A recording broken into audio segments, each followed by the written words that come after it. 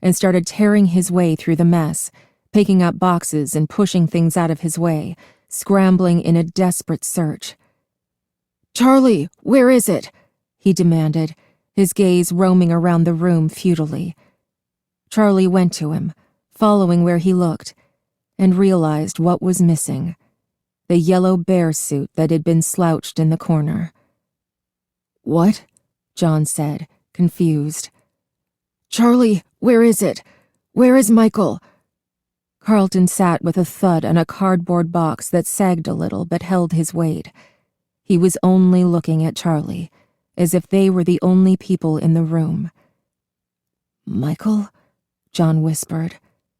He looked at Charlie, but she returned his gaze silently. She had no answers to offer him. "Michael was there." Carlton pressed his lips firmly, rocking himself back and forth. "I believe you," Charlie answered calmly, her voice quiet. John put his hands on his knees and let out a breath. "I'm going to go help Jessica," he muttered, and stood up with resignation. "There has to be rope around here somewhere." "Be right there." Charlie smiled at Carlton, hoping to reassure him, then joined the others, heading for the boxes in the corner beside the door. The first just held more paperwork, official forms with tiny print, but underneath was a box of tangled extension cords. "Hey, I found something," Charlie said, but she was cut off by a banshee scream. Charlie was on her feet instantly, ready to run, but everyone else was still. Jessica was pointing to something in the corner, almost shaking. John was behind her, his eyes wide. "What is it?" Charlie demanded, and when they did not answer, she rushed over and looked down at the pile of empty costumes to where Jessica was pointing. It was hard to sort out what was what in the pile of mascots. She stared blankly at the jumble, seeing nothing but fur and eyes and beaks and paws, and then it resolved before her eyes. A dead man. He looked young, not much older than they were, and he looked familiar. "That's the cop, the one from the other night," John said, recovering his voice. "What?" Carlton said, snapping to attention. He came over to look.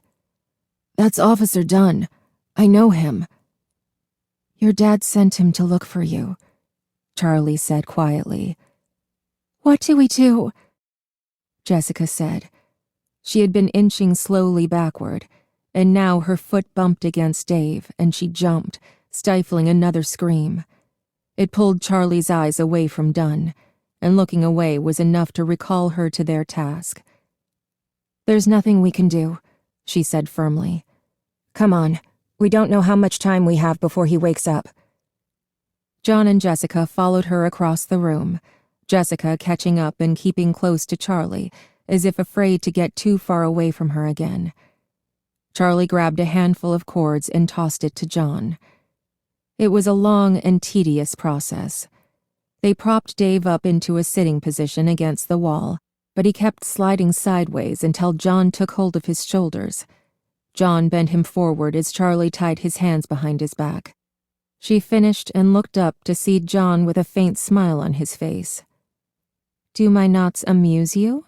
she said as lightly as she could manage.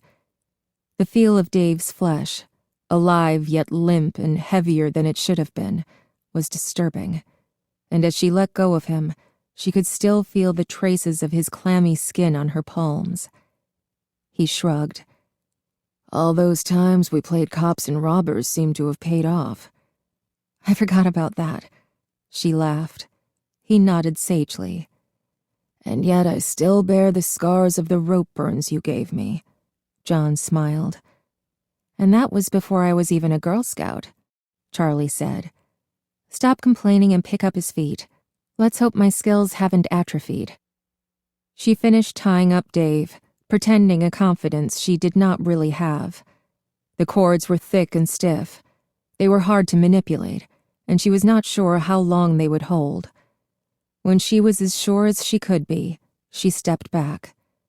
John looked around for a moment as though searching for something, then slipped out through the door without a word. Carlton was on his knees, and he walked toward Dave without standing, a clunky, unsteady walk. He looked like he might tip over at any moment. "Wakey, wakey, sleepyhead," he whispered. "We've got this, Carlton, thanks. You just relax." Charlie rolled her eyes toward Jessica, then turned her attention back to Dave, slapping his face lightly, but he remained inert. "Hey, dirtbag, wake up." She slapped him again. "Here, try this." John reappeared with a can of water. "Water fountain," was the only explanation he offered.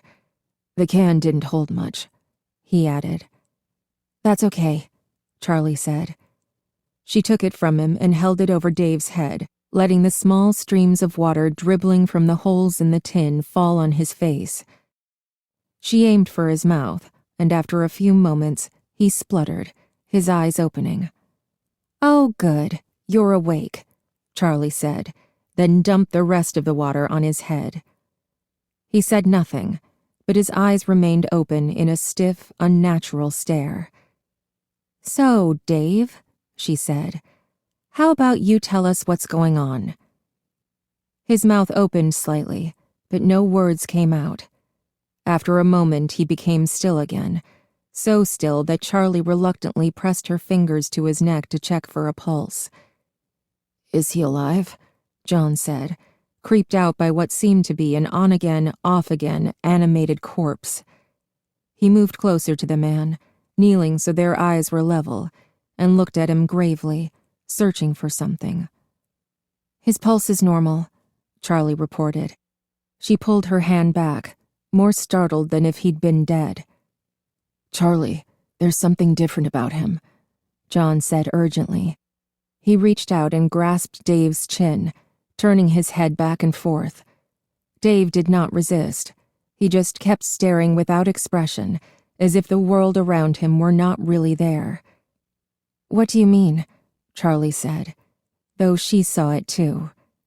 It was as if the guard, the man they had met, had been stripped away, and what sat before them was nothing but a blank canvas. John shook his head and released the guard's chin, wiping his hands on his pants. He stood and stepped back, putting a distance between them. "I don't know," he said. "There's just something different." "Why don't you tell us about the kids?" Carlton was leaning back against the wall, emboldened but still not completely balanced. "The kids you killed. You stuffed them into those suits out there." Carlton motioned toward the stage outside. "Carlton, shut up," John said angrily. "Everything you're saying is nonsense." "No, it's true," Charlie whispered. John gave her a searching look, then turned to the others, who had no more answers than Charlie. He looked back at Dave with an expression of renewed disgust. Seeing John's face, Charlie was suddenly struck with the weight of memory. Michael, who had been a cheerful, careless little boy, Michael who had drawn portraits of them all, passing them around with a solemn pride. Michael who had been killed, whose final moments must have been all pain and terror. Michael, who had been killed by the man before them. She looked to the others, and on each of their faces she saw the same single thought. This was the man who killed Michael. Without warning, John's arm shot out like lightning and struck Dave across the jaw with a loud crack. Dave slumped back, and John lunged and almost fell from the impact of the strike.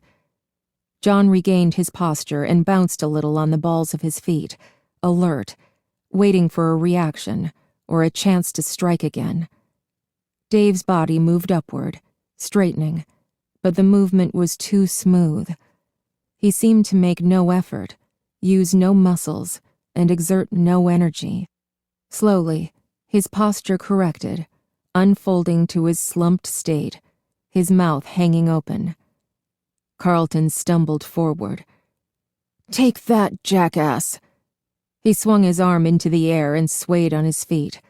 Jessica leaped forward just in time to catch him in her arms. Dave continued to stare, and it was only after a moment that Charlie considered that he might actually be staring at something.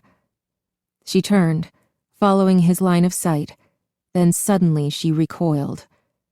On the table along the wall sat a rabbit's head. "That's it? You want that?" Charlie stood and approached the mask. "You need this?" she added in a whisper. She picked it up carefully, the light catching the edges of the spring locks that filled the mascot's head. She picked it up and carried it almost ceremoniously to Dave, who tipped his head down in a barely noticeable fashion. Charlie placed it over his head, not being nearly as cautious as she had been with Carlton. When the mascot's head was fully resting on his shoulders, the large face raised itself until it was almost completely upright. Dave's eyes opened steadily, glassy and without emotion, like the robots on the stage outside. Lines of sweat began to trickle down from under the mask, a stain darkening the collar of his uniform shirt. "My dad trusted you," Charlie said. She was on her knees now, looking intently at the rabbit's face. "What did you do to him?" Her voice broke. "I helped him create." The voice came from inside the mask, but it was not Dave's, not the pitiful, sour tone they would have recognized. The voice of the rabbit was smooth and rich, almost musical. It was confident, somehow reassuring, a voice that might convince you of almost anything. Dave cocked his head to the side, and the mask shifted so that only one of his bulbous eyes could peer through the sockets. "We both wanted to love," he said in those melodious tones. "Your father loved, and now I have loved." "You killed," Carlton said, then burst out with something that sounded like a laugh. He seemed more lucid now, as if anger was focusing his mind. He shook loose of Jessica's hands on his arms and knelt down on the floor. "You're a sick bastard," Carlton sputtered. "And you've created monsters. The kids you killed are still here. You've imprisoned them." "They are home, with me." Dave's voice was coarse, and the large mascot's head slid forward and tilted as he spoke. "Their happiest day." "How do we get out?" Charlie placed one hand on the mascot's head and pushed it back into position on Dave's shoulders. The fur felt wet and sticky, as though the costume itself were sweating. "There isn't a way out anymore. All that's left is family." His round eye reappeared through one of the sockets, glimmering in the light. He locked eyes with Charlie for a moment, struggling to lean in closer. "Oh," he gasped. "You're something beautiful, aren't you?" Charlie recoiled as if he had touched her. What's that supposed to mean? She took another step back, fighting a surge of revulsion. "Well then, you're trapped too, and you're not going to be hurting anyone else," John said in response to the veiled threat. "I don't have to," Dave answered. "When it gets dark, they will awaken. The children's spirits will rise. They will kill you. I'll just walk out in the morning, stepping over your corpses one by one." He looked at each of them in turn, as if relishing the bloody scene. "They'll kill you too," Jessica said. "No, I am quite confident that I will survive." "Really?" John said suddenly. "I'm pretty sure they're the spirits of the kids you killed." He all but spat. "Why would they hurt us? It's you they're after." "They don't remember," Dave said. "They've forgotten. The dead do forget. All they know is that you are here, trying to take away their happiest day. You are intruders." He lowered his voice to a hush. "You are grown-ups. They looked at one another. "We're not," Jessica began. "You're close enough, especially to a vengeful, confused, and frightened child. None of you will survive the night. And what makes you think they won't kill you?" John said again, and Dave's eyes took on something shining, almost beatific. "Because I am one of them," he said. Chapter 12. They all stood staring at the man on the floor. Jessica took an involuntary step backward. Charlie was glued to the spot. She could not look away from him. "Because I am one of them." As if he could tell what she was thinking, John stepped up beside her. "Charlie, he's insane," he said quietly, and it was enough to break her away from that dreadful, ecstatic gaze. She turned to John. "We have to get out," she said. He nodded, turned back to the group, and gestured to the walkie-talkie in his hand. "I'm going back to the control room," he said. "These things are police radios. There has to be a way to get them to reach the outside. Maybe I can use the equipment in there to get a signal somehow." "I'll go with you," Charlie said instantly, but he shook his head. "You have to stay with them," he said, barely audible. Charlie looked over at Jessica and Carlton. He was right. Carlton needed someone with him, and Jessica was holding it together, but she couldn't be left alone in charge of the safety of both of them. Charlie nodded. "Be careful," she said. He didn't answer. Instead, he tucked the walkie-talkie into his belt, gave her a wink, and left. Clay Burke was in his office, reviewing the week's case files.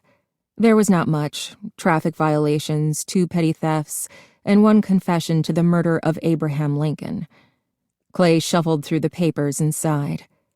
Shaking his head, he pulled open the bottom drawer of his desk and removed the file that had been plaguing him all morning. Freddy's. When he closed his eyes, he was there again. The cheerful family restaurant, its floor streaked with blood. After Michael disappeared, he had worked 14-hour days, sometimes sleeping in the station. Every time he came home, he went to look at Carlton, who was usually asleep. He wanted to grab his son and hold him close, never let him go.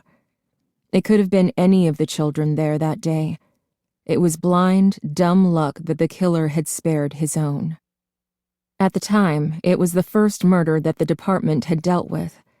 It was a 16-person department, usually charged with small thefts and noise complaints, and to be handed a gruesome murder made all of them feel a little like kids whose toy guns had suddenly turned real. Clay opened the file, knowing what he would find. It was only a partial report. The rest of it was in a storage room in the basement. He scanned the familiar words, the bureaucratic language that tried but failed to obscure the point. There had been no justice done. "Sometimes the guilty get away with terrible things, but it is the price we pay." He had said that to Charlie. He cringed a little now, realizing how that must have sounded, to her of all people. He picked up the phone, calling the front desk in a moment of urgency rather than walking the 20 feet to ask in person. "Has Dunn reported back from Freddy's?" he asked before the officer on the other end could speak. "No, sir," she said. He hung up, not waiting for her to finish. Clay stared restlessly at the wall for a long moment, then grabbed his coffee cup and headed to the basement. He didn't have to search for the box of evidence from the Freddy's disappearances. He had been here before. There was no one around, and so instead of taking it upstairs to his office, Clay sat down on the concrete floor, spreading papers and photographs around him. There were interviews, witness statements, and reports from the on-scene officers, Clay included. He sifted through them aimlessly. He didn't know what he was looking for. There was nothing new here. There was nothing to find, really. They knew who did it. At first he had suspected Henry, just like so many others around town. It was a terrible thought, but it was a terrible crime. There was no solution that would not be shocking. He had not been the one to question Charlie's father, but he had read the transcript. The man had been almost incoherent, so shaken that he could not give straight answers. He sounded as if he were lying, and to most people that was proof enough. But Clay had resisted, had delayed having him arrested, and sure enough they came to William Afton, Henry's partner. Afton seemed like the normal one in the venture, the businessman. Henry was the artist. He always seemed to be off in another world, some part of his mind thinking about his mechanical creatures, even when he was holding a conversation about the weather or the kids' soccer games. There was something off about Henry, something almost shell-shocked. It seemed like a miracle that he could have produced a child as apparently normal as Charlie. Clay remembered when Henry had moved to town and begun construction of the new restaurant. Someone had told him that Henry had a kid who had been abducted several years prior, but he didn't know much else. He seemed like a nice enough guy, though he was obviously terribly alone, his grief visible even at a distance. Then Freddy Fazbear's opened, and the town came alive. That was also when Charlie appeared. Clay hadn't known Henry even had a daughter until that day. William Afton was the one who made Freddy's a business, as he had the previous restaurant.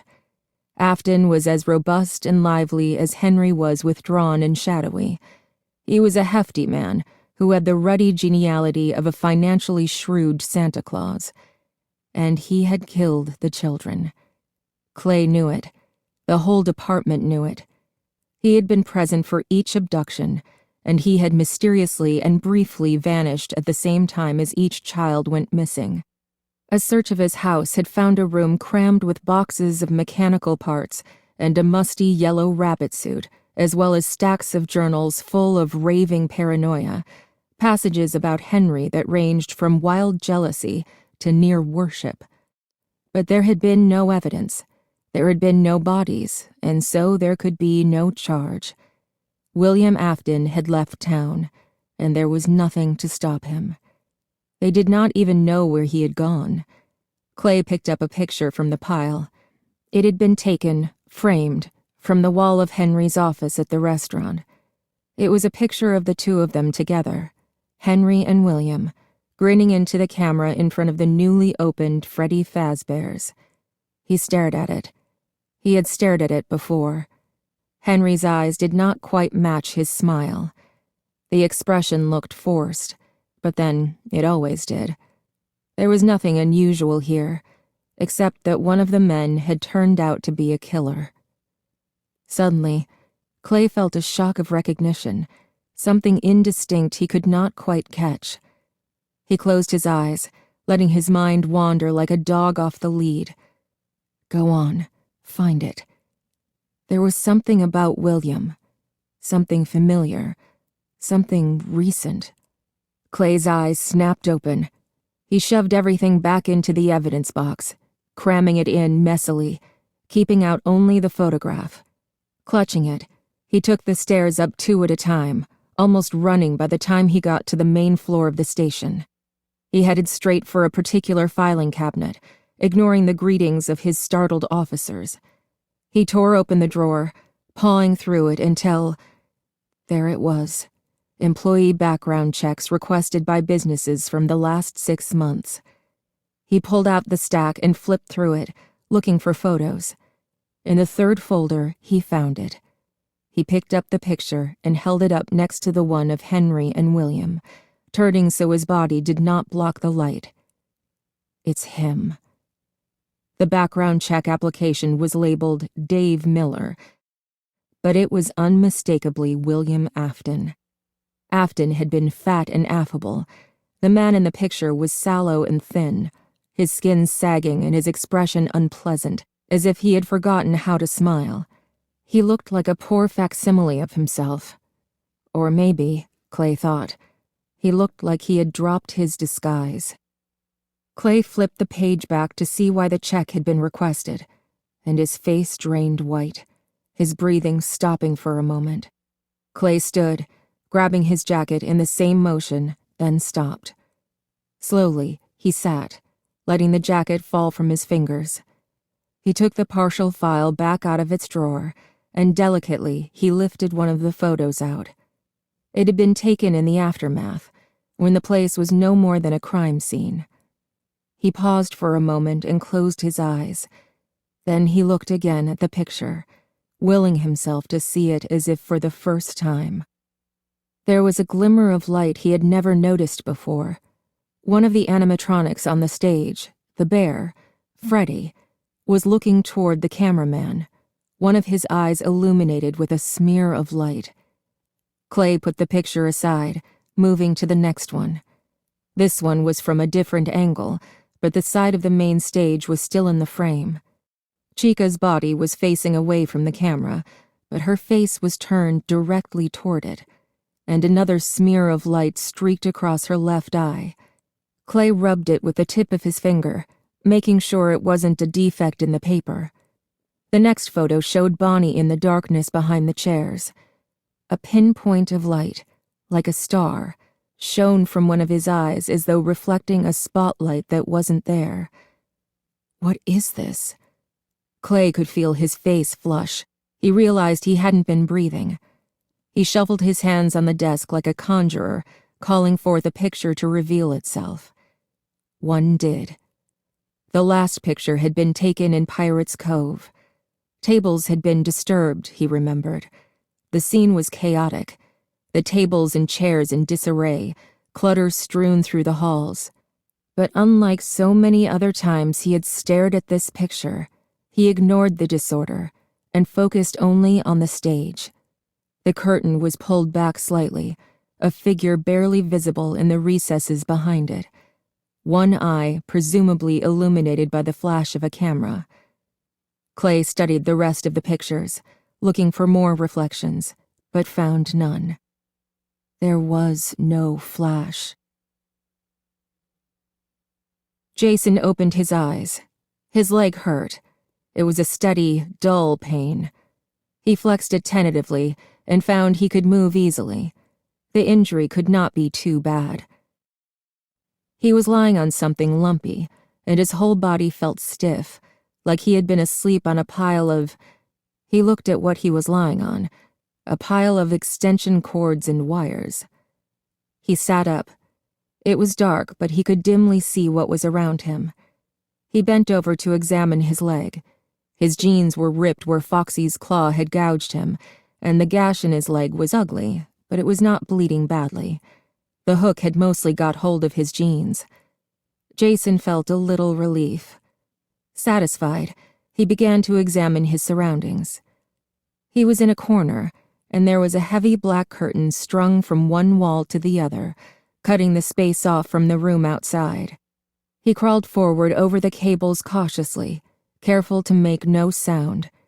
He made his way to the edge of the curtain, where there was a tiny sliver of a gap between it and the wall. Jason took a moment to steel himself, then peeked out, conscious of his every movement. He was on the small stage in Pirates Cove, behind the curtain. He could hear something moving out there, something large, but from his position he could see only an empty room. He pushed his head out a little farther, craning his neck to look. He couldn't tell where the sound was coming from, but with each second he grew bolder, readying himself to leap from the stage and run. A light was pulsing in the main dining room, illuminating the hall for brief seconds at a time with bright, dizzying carnival colors. It wasn't much, but it gave Jason a direction to run.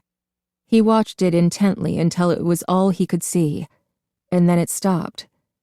The room was dark, darker than it had been before. His eyes had adjusted to the light, and now he was nearly blind. The shuffling sound went on, and Jason pulled the curtain open farther. This time he moved too fast, and as the curtain was drawn, the metal rings that held it clinked together. The light above Pirates Cove went on. Foxy was there, right in front of him, his face so close to Jason's that they could almost touch. Jason scrambled back through the curtain, pulling it closed again, trying to escape the small alcove, but there was nowhere to run. He crawled backward, staying against the wall, hoping that the curtain would somehow shield him from Foxy. At once, the curtain began to open, not by force, but as if a show were about to begin. Lights and color flashed in silent patterns, and the glittered front curtains rolled back in grand fashion to reveal the stage, with the beast standing patiently at its base. Foxy cocked his head to the side as if considering something, and then he began his approach. He climbed the stairs to the stage one by one, each step a whole series of disjointed movements, as if each piece of his metal body maneuvered itself individually. Jason watched, struck with horror, yet some small part of him was enthralled. It was like nothing he had ever seen. Foxy reached the stage and took 2 more large, deliberate steps until he was standing over Jason. Jason stared up at him, too afraid to move, frozen in place like a mouse beneath a diving falcon. His breath was shallow, his heart beat so fast his chest hurt. Foxy raised his hook again, and Jason threw himself down on the floor in a ball, protecting his head with his arms, waiting for the blow to come. It did not come. Jason did not move. He waited and waited, wondering if time had slowed down as he approached the moment of his death, his mind trying to give him refuge, making the last moments feel as long as possible. But not this long. He opened his eyes and turned his head a little, keeping his arms in front of his face. Foxy was still there, not moving. Despite himself, Jason met the creature's eyes. It was like looking into the sun. Foxy's burning gaze made Jason's eyes tear up, made him want to look away, but he could not. It was the animatronic who looked away. As Jason watched, peering through the afterburn that clouded his vision, Foxy turned to face his absent audience. His hook fell slowly to his side, his head tilted forward, and he went motionless. The sounds of whirring machinery and clicking parts came to a stop, and the curtains drew closed again. "Ready?" Lamar said. Marla nodded curtly. "I'm ready," she said. She threw open the door, fists clenched, and they climbed out, facing opposite directions, preparing for an assault. Marla was breathing heavily, her face furious. The darkness was thick, almost tangible, and she could barely make out what was around her. She could see Lamar, but if they drifted 3 feet apart, they would be lost to each other.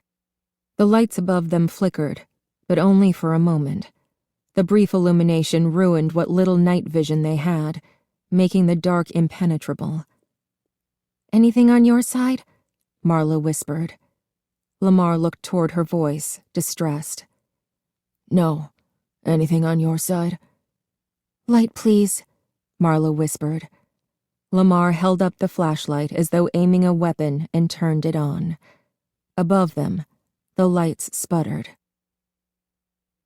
Jason could see their flashlight waving back and forth, filtering through the slightly transparent curtain. Oh no. The light fell on the animatronic, just for a moment, and there was a clicking noise. Jason looked up.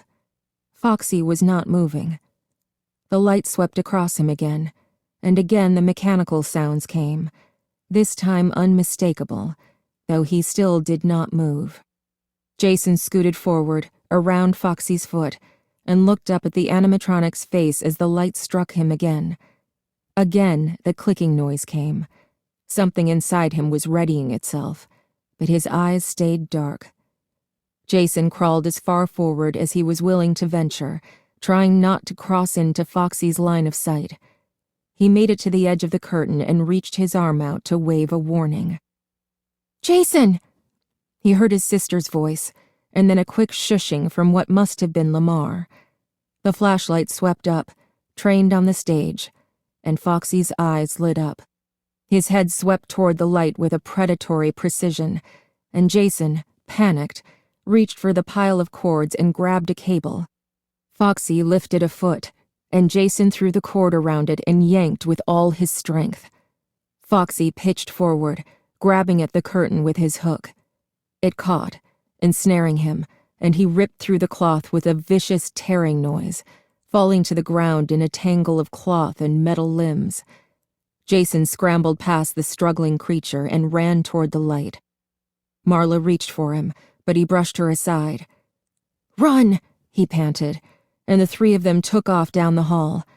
They turned a corner, and as one they stopped, Jason skidding against Lamar and grabbing him for support. At the end of the dark hall stood another figure, too large to be a person. The top hat was unmistakable. Freddy Fazbear. His eyes were illuminated, their piercing red glow consuming the space around him. They could hear the brittle notes of a song, mechanical and thin like a music box, coming from Freddy's direction. They stared, mesmerized. Then Jason found himself and pulled at Marla's arm. "Come on," he hissed, and they followed him, running back the way they had come. When they reached Pirate's Cove, they slowed. Foxy had thrown off the curtain and was beginning to right himself. The three exchanged glances, then ran past him. Jason held his breath until they were through to the next doorway, invoking some old superstition. Lamar motioned to one of the party rooms, and they ducked inside. He switched off the flashlight, and they stood still for a moment, their eyes adjusting. The room had 3 long cafeteria-style tables, each one still set for a party. Metal folding chairs were lined all up and down them, and each place was set with a party hat, a paper plate, and a plastic cup. By wordless agreement, each hid beneath a different table, leaving themselves as much space as possible. They crouched low, hoping to be lost behind the chair legs, and together they stared silently into the vacant hall and listened. "Hello? Anyone?" John repeated into the radio, but there was only static. He had managed to hook the walkie-talkie into the sound system, but getting a signal to the outside seemed impossible. Freddy's was sealed off from the world. He looked at the monitors again. On one screen he could see 3 figures crouched under tables. Marla, Lamar, and Jason, he thought. They found Jason, he realized with profound relief, letting go of a tension he had not known he felt. Everything on screen was lit with unnatural grays and whites. "These must be night vision cameras," he said to no one, squinting to see through the static. He watched the blurry figures crawl and come to a stop beneath the long party tables. Then movement from another screen caught his eye. There was a figure in the hallway, moving steadily toward the room they were in. John could not tell what it was, but the way it moved wasn't human. It stopped beside a doorway, and with a sudden jolt of realization, John looked again at the party room where his friends were hiding. He grabbed the walkie-talkie and flipped the speaker system on, jamming the volume control as high as it would go. "Lamar," he said calmly, trying to sound commanding. He heard the reverberation of his own voice through the walls of the control room. "Lamar, don't move." John's voice blared over the speaker, blurred with static but intelligible. "Lamar, don't move." Lamar, Marla, and Jason looked at one another across the distance between the tables. The room lit up with a burning red glow, and they watched, as still as they could be, as Freddy Fazbear entered the room. His movements were mechanical and graceless as he walked with deliberate steps to the middle of the room and stopped between 2 tables. Marla on one side, Jason on the other. Jason looked at his sister, and she put a finger to her lips. Jason hadn't realized that there were tears on his cheeks until now. He watched as Freddy surveyed the room. His head, with eyes like spotlights, whirred to one side, stopped with a click, and then turned to the other side. There was a long pause. The 2 padded feet were motionless, the legs like black trees in a forest. There was a sound of twisting fur and crinkling fabric, and the feet began to pivot. Freddie turned around and headed for the door, each step shaking the floor beneath him. As Freddie passed by, Jason shrank back instinctively, his foot hitting one of the metal chairs. It made a scraping sound. Jason's heart raced. Frantic, he looked across the space at Marla, who beckoned to him urgently. Freddie had stopped, but they could still hear the sound of fabric and fur scrunching and moving. Freddie began to bend down. His motions were slow, and in those precious few seconds, Jason pushed the two chairs in front of him apart, making a gap just wide enough for him to be able to crawl behind Freddie as soon as he had the chance. The light of Freddie's eyes came into view under the table, illuminating the space beside Jason, and he quickly but quietly crawled between the chairs to where Marla was hiding. Freddie stood again, training his eyes on the floor just as Jason pulled his foot out of sight. Freddie began to pivot toward the table they were under. Marla put a hand on Jason's arm, steadying him. There was another pause. Lamar, under the table opposite them, beckoned to Marla and Jason, urging them to his own table, farther away from Freddie. Marla shook her head, not wanting to risk making noise. Maybe he's leaving, she told herself. Jason was beginning to breathe normally again when it struck them. Freddie was ducking down again, this time silently. His eyes had gone dark, but as soon as they spotted him, his gaze lit up again, illuminating the room. Marla and Jason scrambled around the metal chairs as fast as they could without touching them. They crawled across the thin carpet between tables until they came across an opening in the chairs and crawled under the table beside Lamar. Marla and Lamar looked at each other, at a loss. Freddie was straightened up again and beginning to circle around to the third table. "We have to run for the door," Marla whispered. Lamar nodded, then motioned for them to follow his lead. He watched, waiting until Freddie was bending down once again, and then gestured to the middle table. They caught their breath, trying not to gasp, and Lamar looked toward the door. Could they make it? Marla put a hand on Jason's shoulder, and he started to shrug her off, but she was gripping him tightly, her fingers digging into him. He moved to brush her away, then looked at her. She was terrified, even more than he was. He let her hold on to him while keeping his eyes on Freddie, waiting for their next opening. It didn't come. As they waited, poised for flight, Freddie turned away, his deliberate steps taking him to the doorway. The room went dark, and Jason's heart skipped before he understood what had happened. The lights were gone because Freddie was gone. "Marla," he whispered, his voice little more than a breath of air. "He's gone." Marla looked at him and nodded, but she did not let go of his shoulder. "Are you okay?" she asked in the same almost soundless way. He nodded, then pointed to his leg and shrugged theatrically. She smiled at him and took her hand from his shoulder to muss his hair. Suddenly, Lamar was tapping Marla's arm. He pointed to his ear, and she gave him a puzzled look.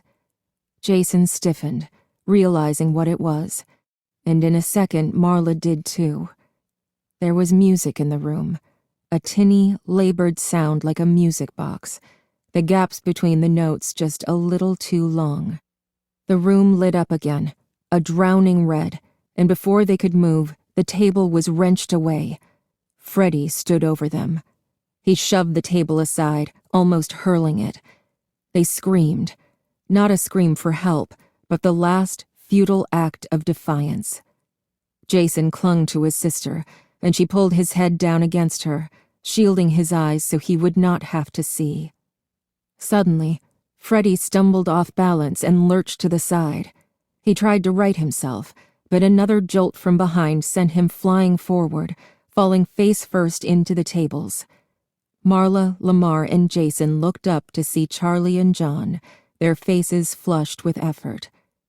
"Come on," Charlie said. "Let's go." Dave shrugged out of his bonds quickly. The knots were sturdy, but the cords had too much give. A few twists and turns, and he was free.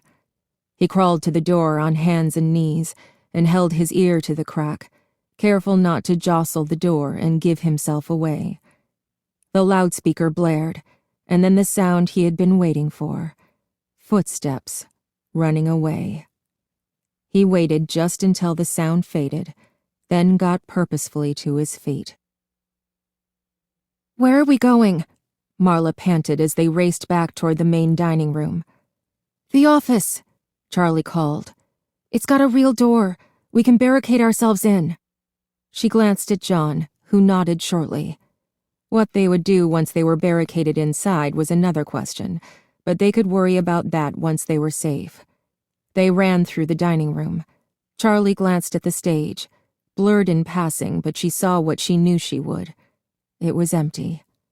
They reached the narrow hall that led to the office, and Charlie's heart lifted when she saw the door, light shining from its small window like a beacon. Wait, light? She slowed her pace. They were 10 feet from the door. She lifted a hand, signaling the others to stop, and they approached the door slowly. Steeling herself, Charlie grabbed the knob and turned. It was locked. She looked helplessly at the others. "Someone's in there," Jason whispered, moving closer to Marla. "There's no one else here," Marla said softly, but it sounded like a question.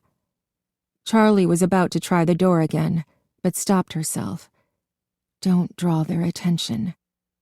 "He got loose," Jessica said, her voice hoarse, and Charlie felt a chill. She's right. She didn't say it. "We have to go back," she said. Without waiting for a response, she turned, pushing between Lamar and John to take the lead. She took 2 steps forward, then stopped dead as she heard the others gasp.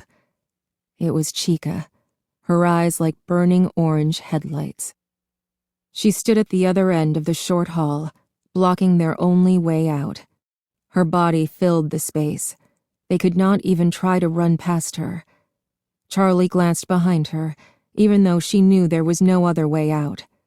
Before she could react, John was running at the animatronic.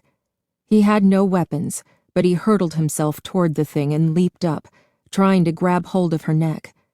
He caught it briefly, struggling to hold on as Chica thrashed her head back and forth. Chica bent forward and swung to the side, slamming John into the wall, and John let go, crumpling to the floor. The cupcake on Chica's platter snapped its mouth as if laughing, its eyes rolling in their tiny sockets. "John!" Charlie cried as she thrust the flashlight back for someone else to take. She felt its weight leave her hands, but she didn't look back to see who took it. She looked up.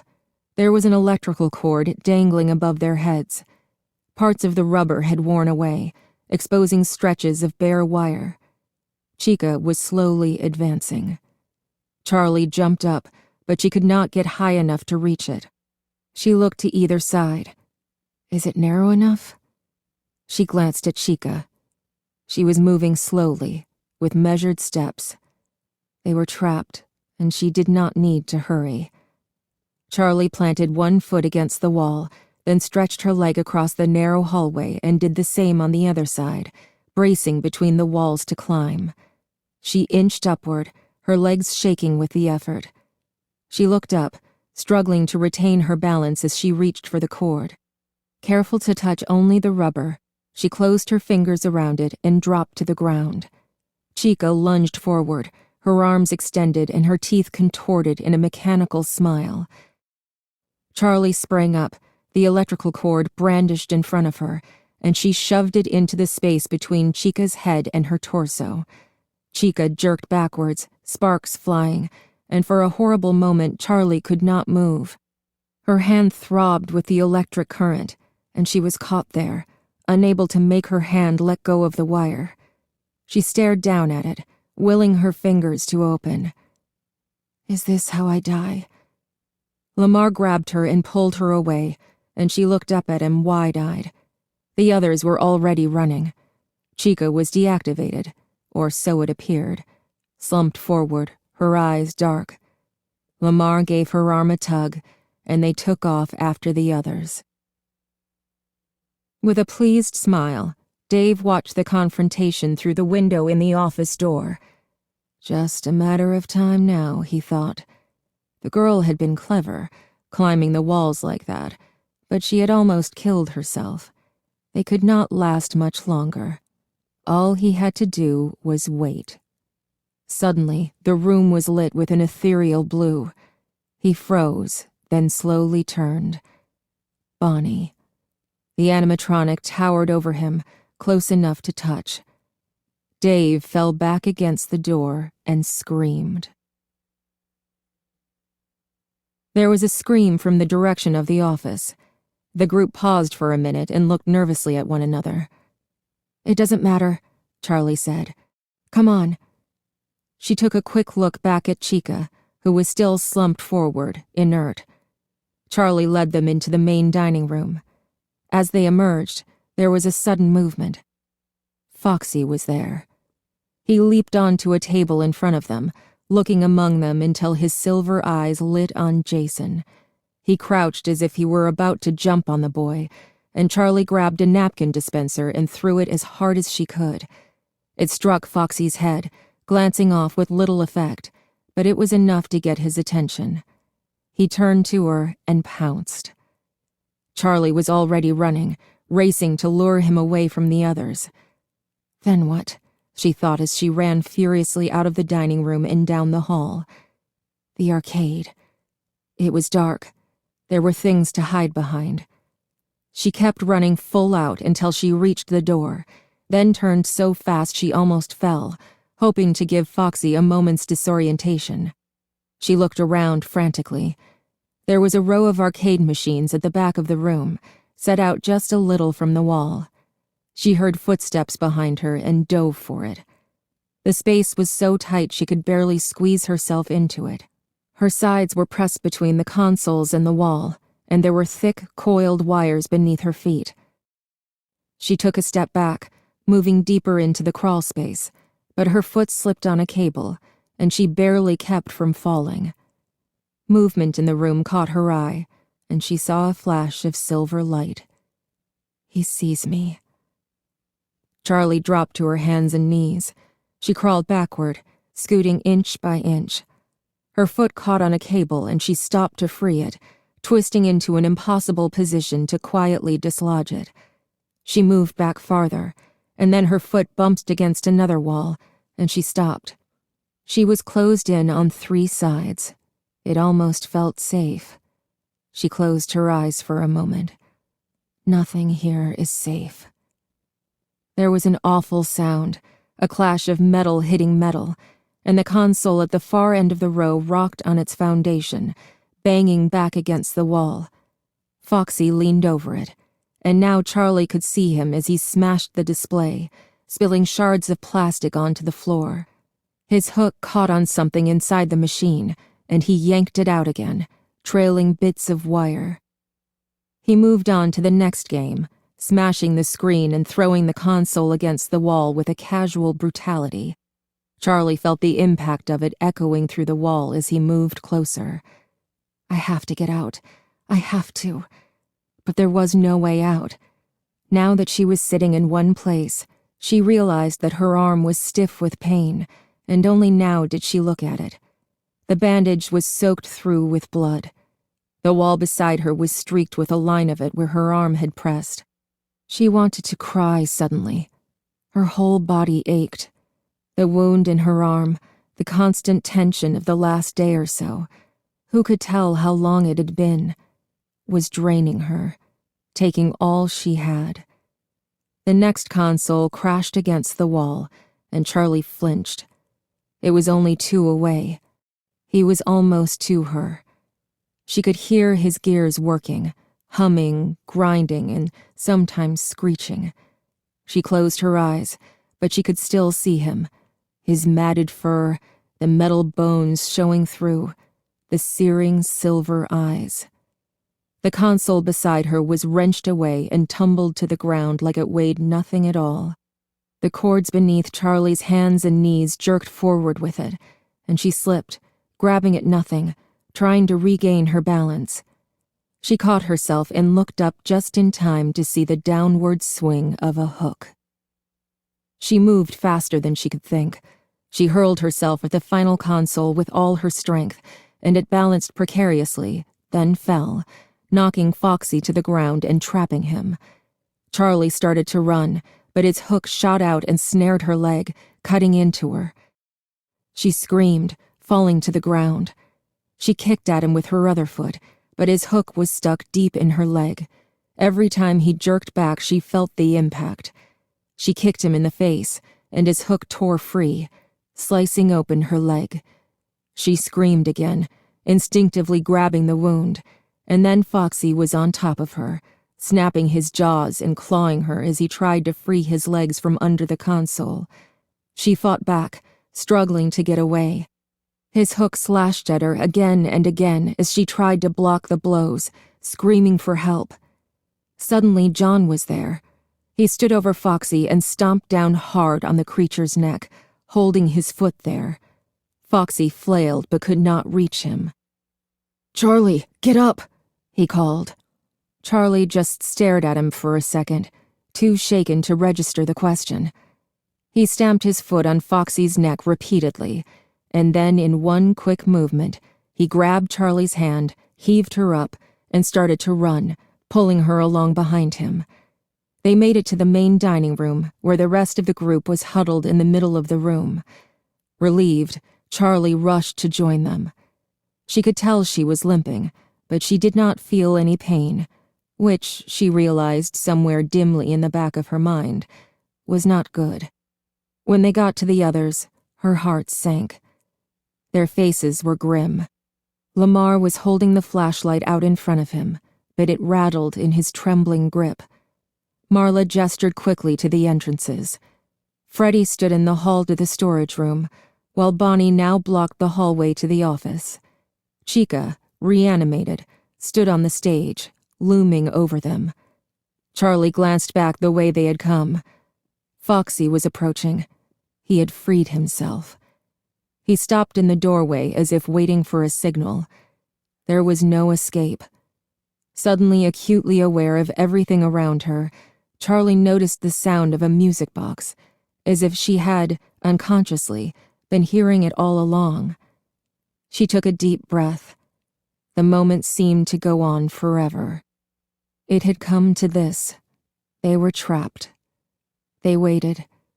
Now, perhaps for the animatronics, there was no hurry.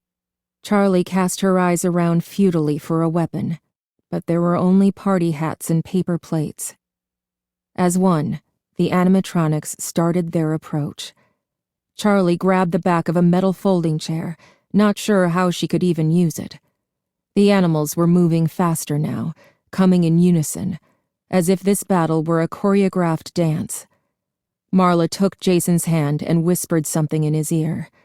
Whatever it was, he shook his head, set his jaw, and balled his hands into fists. Lamar glanced at him for a moment but said nothing. Jessica had her hands stiffly at her sides, and she was murmuring something to herself inaudibly. The animals were almost on top of them. Freddie's trundling walk was predatory, and the music box notes were coming from Freddie's direction. From inside Freddie, she now realized. Chica leaped from the stage and took small, bouncing steps toward them, as if excited but holding herself back. Bonnie's big, paw-like feet slapped the ground like a challenge, and Foxy slunk forth with a malevolent grace, his eyes fixed on Charlie as if she were the only thing he saw. She gazed into his silver eyes. They filled her vision, crowding out everything else until the world was silver.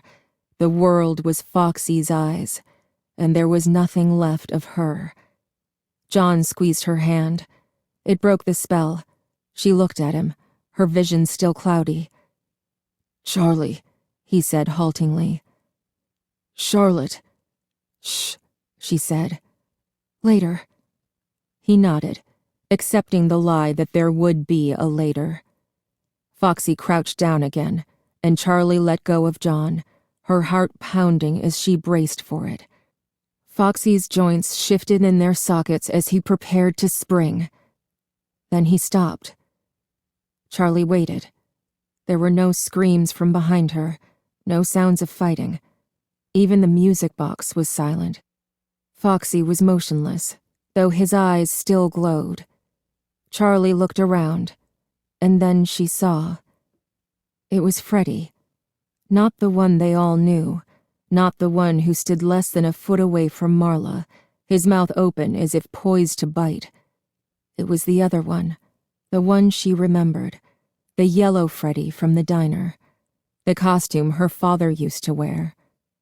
It was looking at them, staring from the corner, and now she heard something. It was indistinct, just whispers in her head, a gentle susurrus, blowing through her conscious mind without taking hold. She looked at the others and knew they heard it too. It was indecipherable, but the meaning was unmistakable. Carlton was the one to say it. "Michael?" The sounds they heard grew warm, an unspoken confirmation, and together they approached the Golden Bear. Marla brushed past Brown Freddie as if he were not there, and Charlie turned her back to Foxy, unafraid. There was only one thought in her mind. "Michael, it's you." They were almost to him. All Charlie wanted to do was fling her arms around him, hold him close, and to be again the little girl she was so long ago. To embrace him again, this beloved child who had been ripped from their lives on that carefree afternoon. To do it all over, and this time to rescue him, this time to save his life. "Michael," she whispered. The yellow bear stood motionless. Unlike the others, there seemed to be nothing inside of it. It stood of its own accord, by its own will. There was nothing to hold the costumed jaw closed, and its eyes were empty. Suddenly aware that their backs were to the other animals, Charlie startled and turned, apprehensive. Freddie, Bonnie, Chica, and Foxy stood at rest, almost as if they were back on their stages. Their eyes were locked on Charlie, but they had halted their approach. "It's the kids," Carlton whispered. "Foxy wasn't attacking Jason," Marla gasped. "Foxy was trying to protect him." John took hesitant steps toward the middle of the dining room, then approached more boldly, looking at each of the robots in turn. "It's the kids," he echoed. "All of them." Their faces were no longer animalistic, no longer lifeless, as if some spirit inhabited them. Suddenly, there was a crash from the sealed exit door.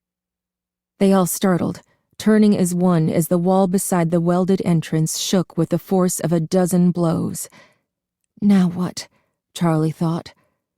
The bricks broke and fell, scattering in pieces across the floor, dust filling the air in rusty clouds. A figure stepped through the hole wielding a massive sledgehammer, and as the air slowly cleared, they saw who it was. Clay Burke, Carlton's father. His eyes set on Carlton, and he dropped the hammer and ran to his son, sweeping him into an embrace. Clay stroked his hair, gripping him like he would never let go. Charlie watched from her distance, relief touched by a stiletto edge of envy. "Dad, I'm gonna puke," Carlton murmured. Clay laughed but leaned back when he saw that Carlton wasn't kidding. Carlton bent over, hands on his knees, fighting the urge to retch, and Clay's face took on alarm. Carlton straightened. "I'm good." Clay was not listening anymore. He was looking around the room, at the animals. All of them were frozen in time, displaced. "Okay, kids," Clay said, his voice low and his words careful. "I think it's time for us to go." He started toward the exit he had made. They glanced at one another. The whispers were gone. Whatever he had been, the yellow Freddie was slouched again. An empty suit, though no one had seen it move.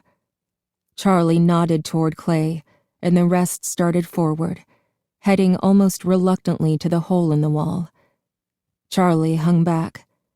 John stayed beside her, but she gestured him forward, taking up the rear. She had barely had time to take a step when something took hold of her throat.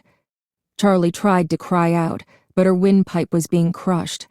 She was whipped around as if she weighed nothing, and she found herself face to face with the yellow rabbit. Dave's eyes were shining through, triumphant. He had his arm around her neck, squeezing her throat so tightly that she could scarcely breathe. He held her so close it was almost an embrace. She could smell the costume, stained fur and years of putrid sweat, blood and cruelty. He spoke, still staring at Charlie. "You are staying." "Absolutely not," Clay said, taking on the group's authority. Dave dug his fingers deeper into Charlie's neck, and she made a strangled sound. "I will kill this one, right here, while you watch, unless you do as I say," he said, and his voice was almost pleasant. Clay looked at him for a long moment, calculating, then nodded. "Okay," he said, his voice calm. "We'll do as you say. What do you want?" "Good," Dave said. He relaxed his grip on Charlie's neck, and she took a shaky breath. Clay began to move toward them, and the others followed. Charlie looked up at the man in the rabbit suit, and he met her gaze. "It was you. You killed Michael. You killed Sammy. You took them from me." His eyes should have held something fierce and dangerous. They should have been windows to the rotten core inside. But they were only eyes, flat and empty. Charlie plunged her hands into the gap beneath the costume's head. Dave drew back, but she held on. "If you want to be one of them, then be one of them," she shouted, and she tripped the spring locks. Dave's eyes widened, and then he screamed. Charlie jerked her hands free, barely evading the locks as they snapped open and plunged into his neck. She took a step back, watching as Dave crumpled to the ground, still screaming as the costume released. Part by part, the animatronic insides pierced his flesh, ripping up his organs, tearing through his body as if it were not even there. At some point, he stopped screaming, but he still writhed on the floor for what felt like long minutes before he was still. Charlie stared, breathing hard as if she had been running. The form on the ground seemed unreal. John was the first to move. He came beside her, but, still staring down, she waved him off before he could touch her. She could not bear it if he did. Jessica gasped, and they all looked up. The animatronics were moving. The group drew back, huddling together, but none of the animals were looking at them. One by one, they took hold of the broken body on the floor and began to drag it away toward the hall to Pirates Cove. As they disappeared down the hallway, Charlie noticed that the yellow Freddy was gone. "Let's go," she said quietly. Clay Burke nodded, and they filed out of the restaurant for the last time. Chapter 13. The sun was rising as they emerged into the open air. Clay put his arm around Carlton's shoulder, and for once Carlton didn't brush him away with a joke. Charlie nodded absently, blinking in the light. "Carlton and I are taking a drive to the ER," Clay continued. "Is there anyone else who needs a doctor?" "I'm fine," Charlie said reflexively. "Jason, do you need to go to the hospital?" Marla asked. "No," he said. "Let's see your leg," she insisted. The party stopped as Jason held his leg out for Clay to examine. Charlie felt an odd relief wash through her. A grown-up was in charge now. After a moment, Clay looked up at Jason with a serious face. "I don't think we're going to have to cut it off," he said. "Not just yet." Jason smiled, and Clay turned to Marla. "I'll take care of him. It might leave a scar, but that'll just make him look tough." Marla nodded and winked at Jason, who laughed. "I need to change my clothes," Charlie said. It seemed like a petty thing to be worrying about, but her shirt and pants were wet with blood in some places, dry and stiff in others. It was beginning to itch. "You're a mess," Carlton pointed out redundantly. "Will she get a ticket if she drives like that?" "Charlie, are you sure you don't need to go to the hospital?" Marla said, turning her laser-like concern on her friend now that her brother had been declared safe. "I'm fine," Charlie said again. "I just need to change my clothes. We'll stop at the motel." When they reached the cars, they split into what had become their habitual groups: Marla, Jason, and Lamar in Marla's car, Charlie, John, and Jessica in Charlie's. Charlie opened the door to the driver's side and stopped, looking back at the building. It wasn't just her. Out of the corner of her eye, she could see them all gazing at it. The empty mall was dark against the pink-streaked sky, long and squat, like something brutish and slumbering. They all turned away, getting into the cars without speaking. Charlie kept her eyes on it, watching as she started her car, waiting to turn her back to it until the last possible moment. She pulled out of the lot and drove away. Along the road, the cars split off. Clay and Carlton took the other turn out of the parking lot, heading to the hospital, and Charlie turned off toward the motel while Marla continued to the Burke's house. "I call first shower," Jessica said as they got out of the car. Then, seeing Charlie's face, "I'll make a special exception in your case. You go first." Charlie nodded. In the room, she grabbed her bag and took it into the bathroom with her, leaving John and Jessica to wait. She locked the door behind her and undressed, deliberately not looking at the gashes on her arm and leg. She didn't need to see what was there, just to clean and bandage it. She got into the shower and let out a quiet yelp as the stinging water hit her open cuts, but she gritted her teeth and cleaned herself, washing her hair over and over until it was rinsed clean. She got out and toweled herself dry, then sat down on the edge of the tub, put her face in her hands, and closed her eyes. She was not ready to go out yet, not ready to face whatever aftermath, whatever discussion there might have to be. She wanted to walk out of this bathroom and never speak again of what had happened. She rubbed her temples. She didn't have a headache, but there was pressure inside there, something that had yet to emerge. You can't stay here forever. Charlie still had the gauze and tape from the first time around, so she took it from her bag, wiped both wounds clean with a hotel towel, and bound up her arm and leg, using all the gauze. I probably need stitches, she thought, but it was only an idle thought. She would not do it. She got up and went to look in the mirror. There was a cut across her cheek. It had stopped bleeding, but it was ugly. She didn't know how she could cover it, but she didn't really want to, for the same reason she didn't want stitches. She wanted them to heal wrong, wanted them to scar. She wanted proof displayed on her body. This happened. This was real. This is what it did to me.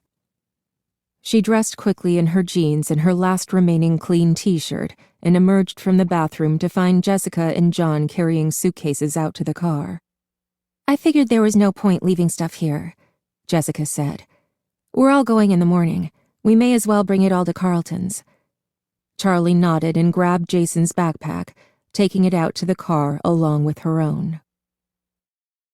The empty mall was dark against the pink-streaked sky, long and squat, like something brutish and slumbering.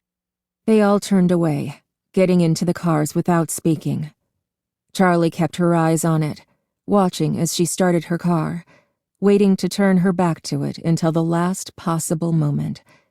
She pulled out of the lot and drove away. Along the road, the cars split off. Clay and Carlton took the other turn out of the parking lot, heading to the hospital, and Charlie turned off toward the motel while Marla continued to the Burke's house.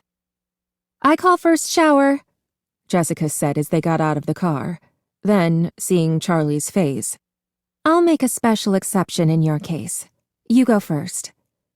Charlie nodded. In the room, she grabbed her bag and took it into the bathroom with her, leaving John and Jessica to wait. She locked the door behind her and undressed, deliberately not looking at the gashes on her arm and leg. She didn't need to see what was there, just to clean and bandage it. She got into the shower and let out a quiet yelp as the stinging water hit her open cuts, but she gritted her teeth and cleaned herself, washing her hair over and over until it was rinsed clean.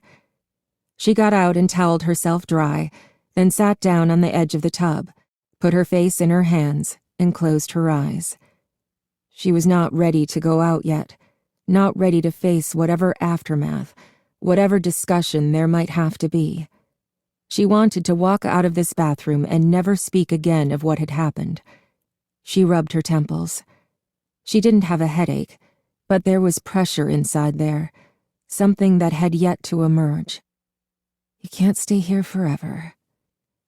Charlie still had the gauze and tape from the first time around, so she took it from her bag, wiped both wounds clean with a hotel towel, and bound up her arm and leg, using all the gauze. I probably need stitches, she thought, but it was only an idle thought. She would not do it. She got up and went to look in the mirror. There was a cut across her cheek. It had stopped bleeding, but it was ugly. She didn't know how she could cover it, but she didn't really want to, for the same reason she didn't want stitches.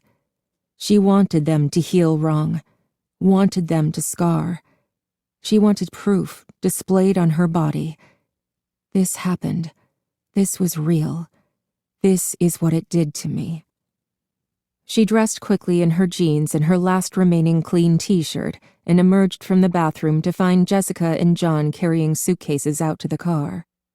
I figured there was no point leaving stuff here, Jessica said. We're all going in the morning. We may as well bring it all to Carlton's. Charlie nodded and grabbed Jason's backpack, taking it out to the car along with her own.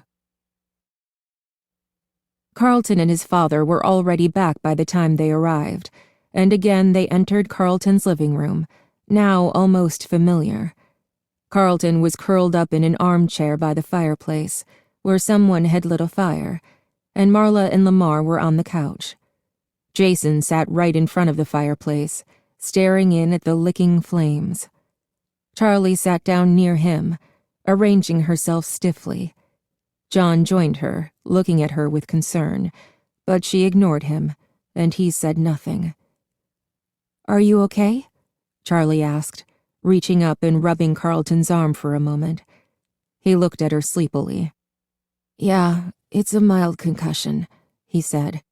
I'll be fine as long as no one else tries to murder me. So, now what? Jessica asked as she took the chair beside Carlton. I mean, she paused, searching for words. What happens? She said finally. They looked at each other. It was the question they all had. What do you do after something like this? Charlie looked at Clay, who was standing in the doorway, only half in the room. Mr. Clay, what happens now? She said quietly. He looked off into the distance for a minute before answering. Well, Charlie, I'm going to go back to Freddy's.